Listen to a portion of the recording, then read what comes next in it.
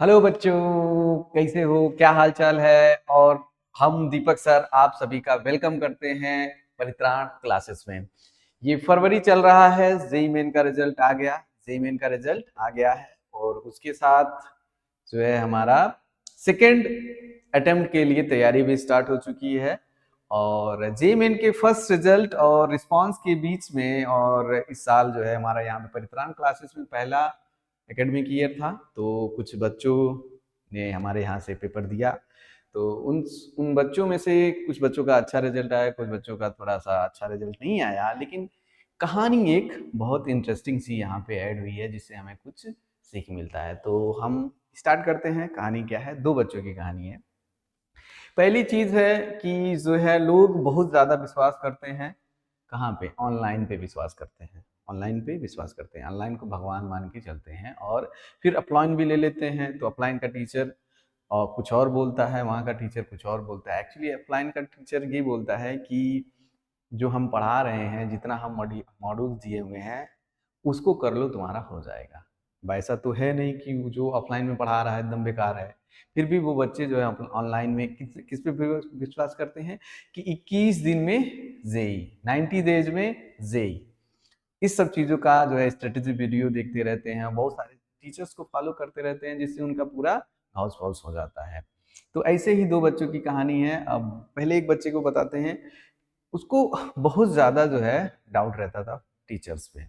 खुद बोलता था, अपने दोस्तों से तो पता चलता था, तो उसको कई बार हमने काउंसलिंग किया और बताया कि जेई मेन में आप समझ लो किसी भी अगर हम फिजिक्स की बात करें तो 15 से 16 क्वेश्चन ऐसे होते हैं जो इजीली बन जाते हैं, फार्मूला बेस्ड होते हैं, थोड़े बहुत कॉन्सेप्चुअल होते हैं। उसके बाद जो 10 क्वेश्चन होते हैं वो थोड़े से ट्रिकी होते हैं। और जेई के पेपर में ऐसा देखा गया है 2 से 3 ग्राफ के क्वेश्चन होते हैं। एक दो क्वेश्चन डायरेक्ट फार्मूला पूछ लेते हैं और एक दो क्वेश्चन प्रॉपर्टी बेस्ड होते हैं। तो उनको मैंने उसको बोला कि देखो यहाँ पे जो पढ़ाया जा रहा है वो सी एडवांस को मद्देनजर रखते हुए पढ़ाया जा रहा है। तो कुछ क्वेश्चन जो ऐसे होते हैं जो हम लोग कराते हैं ताकि आप बड़े क्वेश्चंस को भी डील कर सको। तो उसको ये लगता है कि किसी फला जो है वो प्लेटफॉर्म पे ये टीचर पढ़ा रहा है, बहुत अच्छा पढ़ा रहा है, वो पता नहीं क्या दे रहा है। देखो, अगर कोई भी टीचर है किसी इंस्टीट्यूट में पढ़ा रहा है तो वो एक प्रोसेस के थ्रू उसका सिलेक्शन होता है। और प्रोसेस में पहला चीज़ है उसको खुद पेपर दिया देना पड़ता है, उसके बाद उसका डेमो होता है।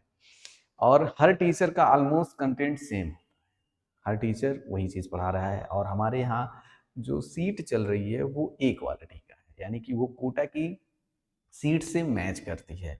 आप कभी भी जाके आके चेक कर लीजिए हमारे परित्राण क्लासेस की सीट, तो आपको कोटा के जो है बड़े बड़े कोचिंगों के सीट से 95 से 98% मैच कर जाएगा। और जो कि एडवांस लेवल या नीट लेवल किसी भी लेवल पे जाके हो, आप कभी भी यहाँ से ऐसा नहीं कह के जाओगे कि नहीं हमने तो कोई भी मार्केट से सीट उठा लिया है इजी इजी। ऐसा नहीं है, हमारी सीट टफ भी है और हर लेवल का है।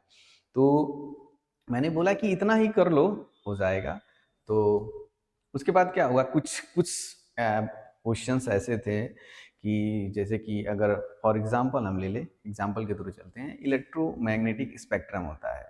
इलेक्ट्रोमैग्नेटिक स्पेक्ट्रम में बताया गया कि कैसे वो रेडियो वेव से स्टार्ट होती है, कॉस्मिक वेव पे खत्म होती है, एनर्जी बढ़ता जाता है, वेवलेंथ घटता जाता है। उसको कई बार बताया गया, उसको हीट में बताया गया, इलेक्ट्रोमैग्नेटिक वेव में बताया गया। और जब भी हम क्या पढ़ाने जाते थे, ऑप्टिक्स पढ़ाने जाते थे, तो शुरुआत यहीं से होता था, क्योंकि लाइट एक इलेक्ट्रोमैग्नेटिक वेव है। मैंने बोला कि ये याद कर लो। तो उसने बोला सर इस पे क्या क्वेश्चन आ जाएगा। और कॉन्सिडेंस देखो, उस पे एक 4 नंबर का क्वेश्चन पूछ लिया गया उसी से। और जब पूछा गया तो वो क्वेश्चंस नहीं बना पाया था। क्यों? किसको याद ही नहीं था कि किसके बाद कौन आता है और वेवलेंथ किस हिसाब से घटती है। आप जाके देख ले 24 फरवरी को दिया हुआ फिजिक्स का पेपर, किसी सेशन में ये क्वेश्चन है और उसी में वो लड़का पेपर दिया हुआ था। तो उसे बन नहीं पाया। क्या खोज रहा था भाई वो? है? क्या खोज रहा था? तुम लोग क्या खोजते हो? है? किसी भी कोचिंग में तुमको क्या दे देगा? सभी एक ही चीज देते हैं। दूसरी चीज़ है, एक दूसरे बच्चे की बात करते हैं। तो दूसरा बच्चा जो है वो अच्छा था, उसके परसेंटाइल भी अच्छे आए, लेकिन बहुत अच्छे नहीं आए। और वो पड़ गया किसी बुरी चीज या किसी गलत चीज के संगत में पड़ गया, तुम्हारी एज काफी छोटी है, अभी तुम्हें अपने कैरियर पे फोकस करना चाहिए। अभी तुमको लग रहा है कि ये चीज अभी नहीं मिल रहा है, वो चीज अभी नहीं मिल रहा है, एक बार तुम्हारा कैरियर मिल जाएगा, तुमको वो सारी चीजें मिलेंगी जो तुम अभी एक्सपेक्ट नहीं कर सकते थे। और वो भी मैंने भी उससे बोला कि अभी तुम्हारा अपियरिंग है, अपियरिंग में थोड़ा थोड़ा भी पढ़ लोगे, बहुत ही जो है लो लेवल के क्वेश्चंस आप कह सकते हैं कि ऐसे क्वेश्चंस जो आप बना सकते हो बिना किसी बहुत ज़्यादा मेहनत के। बस आपको क्या करना होता है, पूरा कंटेंट आपको याद रखना होगा। जैसे कि जो टीचर्स जिस जैसे जैसे पढ़ा रहा है, जैसे जैसे level 1, level 2, level 3, level 4, level 5 करा रहा है, वैसे वैसे तुम जितना लेवल हो सके, तो लेवल 3 तक तो अगर तुम करते हो तो बड़े अच्छे मार्क्स स्कोर कर सकते हो। रिजल्ट आने के बाद वो अच्छा मार्क्स तो आया, लेकिन उन्होंने बोला कि सर हम बेहतर कर सकते थे, हम बेहतर कर सकते थे अगर हमने सुन लिया होता। मतलब वही चीज आया है जो आपने पढ़ाया है। मैंने कहा मैंने नहीं, कोई भी टीचर पढ़ाता तो ये चीज आता। और सर बहुत सारे चीज़ों के चक्कर में, पढ़ने के चक्कर में मेरा छूट भी नहीं पाया, टाइम मैनेज नहीं हो पाया। तो ऐसे प्रॉब्लम बहुत सारे देखे जाते हैं, ऐसे आगे और चल के मिलता रहेगा। और ये सब प्रॉब्लम्स आपको है। पहली चीज़ है किसी भी टीचर से पढ़ो, लेकिन एक ही टीचर को फॉलो करो। आपके पास प्रॉपर नोट होना चाहिए। आप अगर मैकेनिक्स से स्टार्ट करते हो और मॉडर्न फिजिक्स पे ख़त्म कर रहे हो, तो हर एक चीज़ का नोट होना चाहिए। हर एक कॉन्सेप्ट पे एक क्वेश्चन आपका लगा होना चाहिए। और फार्मूला अप्लाई करना आपको आना चाहिए। जो प्रॉपर्टीज़ हैं उसको याद करो। आपसे प्रॉपर्टीज़ डायरेक्ट पूछ लिया जाता है। और और फिजिक्स के साथ एक प्रॉब्लम है कि आप थ्योरी पढ़ लिए हो और क्वेश्चन प्रैक्टिस नहीं किए हो, तो आपसे क्वेश्चंस नहीं बनेगा, क्योंकि वो थिंकिंग जनरेट करनी पड़ती है, उसके लिए प्रैक्टिस मांगता है। तो इसी वजह से जो इनिशियली आप स्टार्ट करते हो जुलाई, अगस्त, सितंबर, वहाँ पे आपकी थिंकिंग बिल्ड होना स्टार्ट होती है। आप कैसे थिंक करोगे, एक बार आप पकड़ लिए कि फार्मूला टाइप का क्वेश्चंस कैसे अटेम्प्ट करते हैं और थोड़ा सा कॉन्सेप्ट लगा के कैसे करते हैं, फार्मूला वाला बहुत इजी लगने लगेगा। उसके बाद आप आगे कॉन्सेप्चुअल क्वेश्चन करने लगेंगे, जहाँ पे आपको 2 से 3 कॉन्सेप्ट अलग अलग जगह के अप्लाई करने होते हैं। तो स्ट्रेटेजी यही होती है, और ये बेस्ट हेल्प आपको ऑफलाइन का टीचर कर सकता है, क्योंकि आप जाके वहाँ से अपनी रियल प्रॉब्लम बता सकते हो। लेकिन आज सोशल मीडिया के ज़माने में लोग अपने ऑफलाइन टीचर पे उतना भरोसा ना करके ऑनलाइन टीचर्स के इमोशंस पे ब्रेन वॉश कर लेते हैं। और तो और सबसे अच्छी बात जो मैं आज बताने वाला हूँ, अगर आप एवरेज स्टूडेंट है, आपको लगता है कि आपको बताने पे चीज़ें समझ में आती हैं, आपको अगर टीचर्स क्वेश्चंस कराता है वो समझ में आता है, तो आप जेईई मेन में सिलेक्शन ले सकते हो। जेईई मेन के 15 क्वेश्चंस जो होते हैं वो एनसीईआरटी आपने ढंग से कर लिया है तो भी कर सकते हो, सेल्फ स्टडी से भी कर सकते हो। बस आप एनसीईआरटी पढ़ लो, अच्छे से एनसीईआरटी कर लो, फार्मूला वार्मूला लगाना आपको आ जाए, सारे चीज़ें आपको याद हो, सारा चीज़ें आपको सब फार्मूला पता हो, तो भी 15 क्वेश्चंस कर सकते हो। और 25 ही क्वेश्चन होते हैं।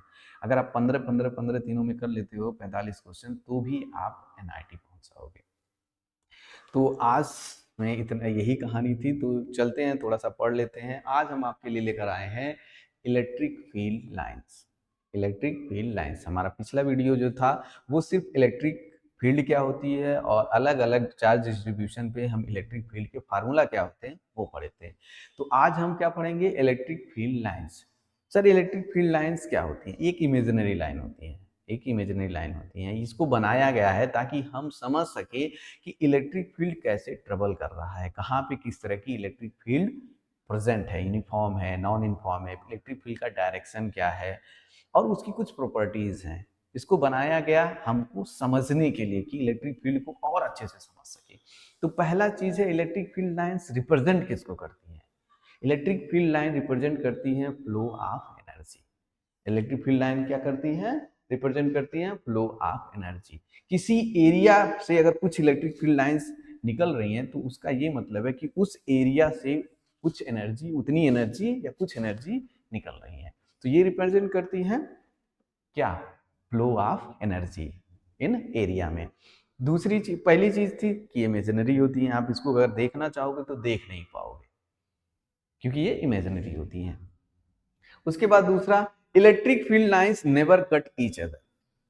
Electric field line, two electric field lines या दो लाइंस कभी एक दूसरे को काट नहीं सकती हैं या एक दूसरे का पाथ क्रॉस नहीं कर सकती हैं। क्यों? क्योंकि अगर इन्होंने एक दूसरे को क्रॉस कर दिया तो जहां पे क्रॉस होगा, जहां पे क्रॉस होगा वहां पे टू पॉसिबल डायरेक्शन आ जाएगा, जो कि असंभव है, इम्पॉसिबल है।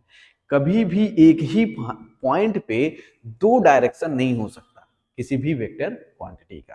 तो इलेक्ट्रिक फील्ड एक वेक्टर क्वांटिटी होती है, तो ये एक दूसरे को कट नहीं कर सकती हैं, क्योंकि उसका मेन रीजन है कि दो डायरेक्शन एग्जिस्ट करने लगेंगे जैसे ही वो एक दूसरे को कट करती हैं, तो वो एक दूसरे को कट नहीं करेंगी। आगे चलते हैं। किसी भी लाइन पे आप टेंजेंट खींचते हो, किसी भी लाइन पे आप टेंजेंट खींचते हो, तो जिस पॉइंट पे वो टेंजेंट टच करता है वहां पे वो उस इलेक्ट्रिक फील्ड लाइन का डायरेक्शन दे देता है। तो आप कह सकते हो कि tangent on electric field lines give you direction of electric field lines. किसी भी कर्व पे, इलेक्ट्रिक फील्ड कर्व पे आप टेंजेंट खींच दीजिए और उस पॉइंट पे आप उसको, उस टेंजेंट ने उसका डायरेक्शन दे देगा। तो टेंजेंट हमारा क्या देता है इलेक्ट्रिक फील्ड लाइन पे? इलेक्ट्रिक फील्ड लाइन का डायरेक्शन देता है।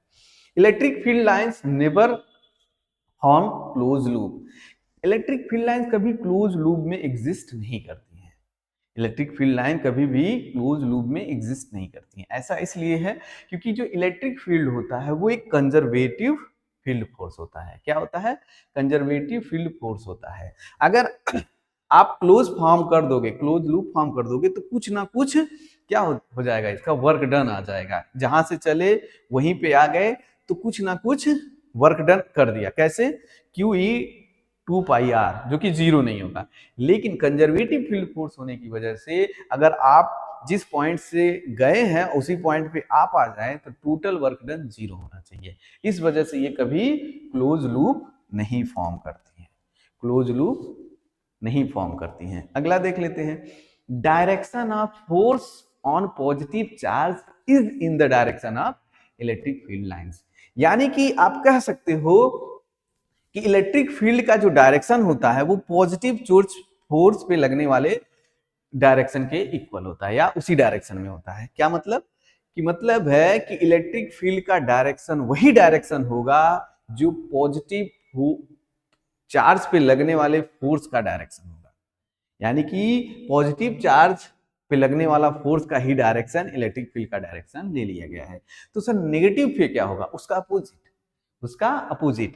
तो electric direction of force on negative charge in the opposite is in opposite to the direction of electric field lines कह सकते हैं। यानी कि नेगेटिव चार्ज पे लगने वाले फोर्स का डायरेक्शन इलेक्ट्रिक फील्ड की डायरेक्शन के अपोजिट में होता है। तो चलो डायरेक्शन सीख लिया हमने। अब आगे कि number of electric field lines is directly proportional to the electric field strength. Electric field strength, या आप कह सकते हैं कि जितनी ज्यादा लाइनें होंगी उतने ज्यादा इलेक्ट्रिक फील्ड प्रेजेंट होगा। जितनी ज्यादा लाइनें होंगी उतने ज्यादा इलेक्ट्रिक फील्ड होगा। या फिर आप दूसरे शब्द में ये भी कह सकते हैं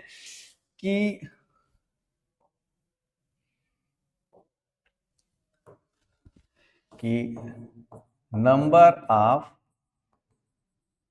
lines directly proportional to Q. आप ये भी कह सकते हैं कि जितनी ज्यादा लाइंस होंगी उतने ज्यादा चार्ज होगा। या फिर आप कह सकते हैं जितनी ज्यादा लाइंस होंगी उतने ज्यादा इलेक्ट्रिक फील्ड होगा। जैसे कि यहाँ पे लाइंस कम थी तो यहाँ का इलेक्ट्रिक फील्ड कम होगा, यहाँ पे लाइंस ज्यादा थी तो वहां पे इलेक्ट्रिक फील्ड ज्यादा होगा।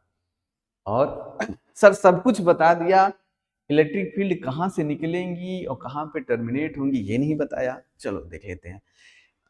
हम जो है मानते हैं या ऐसा है कि पॉजिटिव से इलेक्ट्रिक फील्ड लाइंस निकलती हैं और नेगेटिव पे जाके टर्मिनेट हो जाती हैं।